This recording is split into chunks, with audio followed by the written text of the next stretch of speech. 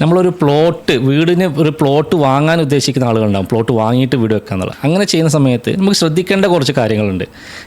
അതായത് പ്ലോട്ട് നമുക്ക് കുറച്ചും കൂടെ ഒരു നിരപ്പായ പ്ലോട്ടാണെന്നുണ്ടെങ്കിൽ കുറച്ചും കൂടെ ബെറ്റർ ആയിരിക്കും. കോസ്റ്റ് വൈസ് നമുക്ക് അതിൽ ഒരു സേവിങ്സ് കിട്ടാനുണ്ട്. കാരണം ഒരു സ്ലോപ്പായിട്ടുള്ള ടെറൈനൊക്കെ ആണെന്നുണ്ടെങ്കിൽ ഫൗണ്ടേഷൻ നമ്മൾ കൊണ്ടുവരുന്ന സമയത്ത് ഏറ്റവും ഹയസ്റ്റ് ഗ്രൗണ്ട് ലെവൽ എവിടെയാണോ അങ്ങോട്ടായിരിക്കും നമ്മൾ കൊണ്ടുവരുന്നുണ്ടാവുക.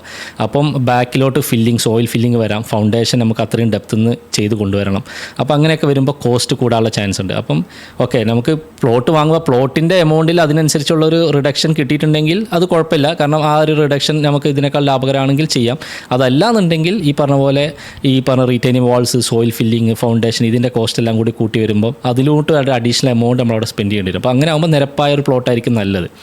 പിന്നെ രണ്ടാമത്തെ കാര്യം എന്ന് പറഞ്ഞാൽ നമുക്ക് ഇതിൻ്റെ ചുറ്റുവട്ടത്തുള്ള ഡെവലപ്മെൻറ്റ്സ് എന്തൊക്കെയാണെന്നുള്ളത് നോക്കുക. കാരണം നമുക്കൊരു വീട് എന്ന് പറയുന്ന സമയത്ത് അതിന് ചുറ്റും ഒരു റെസിഡൻഷ്യൽ ഏരിയ ആണെങ്കിൽ കുറച്ചും കൂടെ ബെറ്റർ ആയിരിക്കും. ഒരു കൊമേഴ്ഷ്യൽ പർപ്പസിനുള്ള ഒരു ഏരിയയിൽ പോയിട്ട് നമ്മളൊരു വീട് വെക്കുന്നത് നമുക്ക് ഭാവിയിലോട്ട് വരുന്ന സമയത്ത് അതിനുണ്ടാകുന്ന ബുദ്ധിമുട്ടുകളുണ്ടല്ലോ. അപ്പം അങ്ങനെ നോക്കുന്ന സമയത്ത് ക്ലയൻസിനൊക്കെ ഒരു റെസിഡൻഷ്യൽ ഏരിയയിൽ വീട് വെക്കുകയാണെങ്കിൽ അതായിരിക്കും നല്ലത്.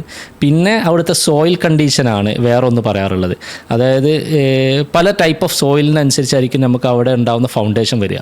ഇപ്പോൾ ഒരു പാടത്തിനനുസരിച്ച് അല്ലെങ്കിൽ പാടത്തിന് അടുത്ത് അല്ലെങ്കിൽ കുറച്ചൊരു സോഫ്റ്റ് ആയിട്ടുള്ള സോയിലുള്ള ഭാഗങ്ങളിൽ പോകുന്ന സമയത്ത് ചിലപ്പോൾ നമുക്ക് ഫൗണ്ടേഷൻ എന്ന് പറഞ്ഞാൽ നോർമൽ കരിങ്കല്ല് വെച്ചുള്ള ഫൗണ്ടേഷൻ ചെയ്യാൻ പറ്റണമെന്നില്ല. നമ്മൾ ചിലപ്പോൾ ഫുട്ടിങ് പോവാം, അല്ലെങ്കിൽ പൈലോട്ട് പോകേണ്ടി വരാം.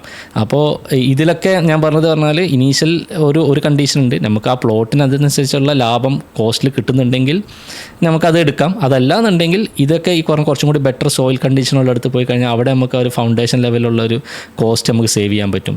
പിന്നെ വെള്ളം കയറുന്ന ഭാഗങ്ങളാണോ എന്ന് നോക്കുക. കാരണം വെള്ളം കയറുന്ന ഭാഗങ്ങളാണ് ഇതിന് മുന്നത്തെ പ്രളയങ്ങളിലൊക്കെ വെള്ളം കയറിയിട്ടുള്ള ഭാഗങ്ങളാണെങ്കിൽ ഒന്നെങ്കിൽ ആ സ്ഥലം എടുക്കുമ്പോൾ അതിനനുസരിച്ചുള്ള പ്രിക്കോഷൻ എടുത്ത് നമ്മൾ ഡിസൈൻ ചെയ്യണം. അല്ലാന്നുണ്ടെങ്കിൽ ആ സ്ഥലം അവോയ്ഡ് ചെയ്യുക എന്നുള്ളതായിരിക്കുമല്ലോ നോർമലി നമ്മൾ ചെയ്യാറുള്ളത്. അപ്പോൾ ഇങ്ങനെയുള്ള കുറച്ച് ബേസിക് ആയിട്ടുള്ള കാര്യങ്ങളാണ് പ്ലോട്ട് നമ്മൾ തിരഞ്ഞെടുക്കുമ്പോൾ ശ്രദ്ധിക്കേണ്ടത്.